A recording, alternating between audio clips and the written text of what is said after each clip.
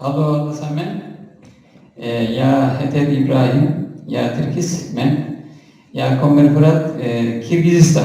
Jag vill sjunga Kirgiz sång med karaoke i översättning till norsk.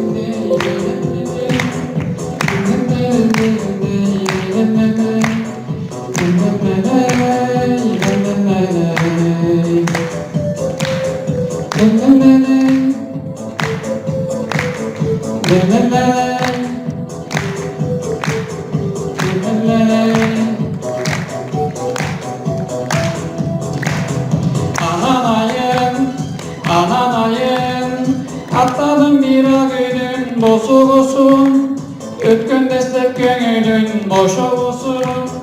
Kayda yüksün baktı bu bolorundu. Men galadım. Gittin kayda, Gülgül öttün dizdirek geçi kayda.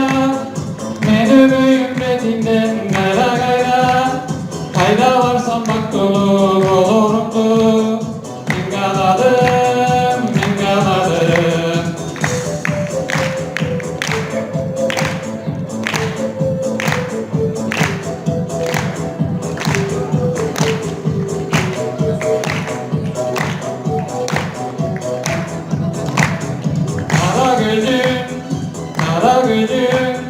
Kara gözün kareğinde kara çelim. Asmanda gelirdi dayı sana çelim. Kayda varsan bak dolu bolorundu. Men galadım. Sen hoşundu. Yaşın yetti 18'de dokundu. Senin toyun başka benim bolmondu. Kadın basana koygu men barganda. Sen aradın gözlerinden. Öyle.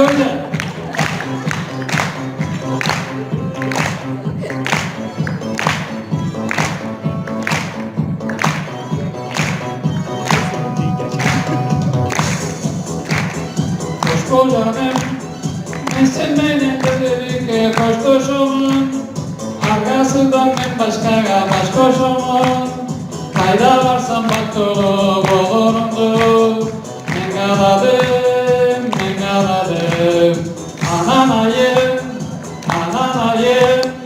Atladım bir günün bozuk olsun. Ülkün destek gönlün boş olsun. Kayda varsan bak dolu bolorundu. Men galadım.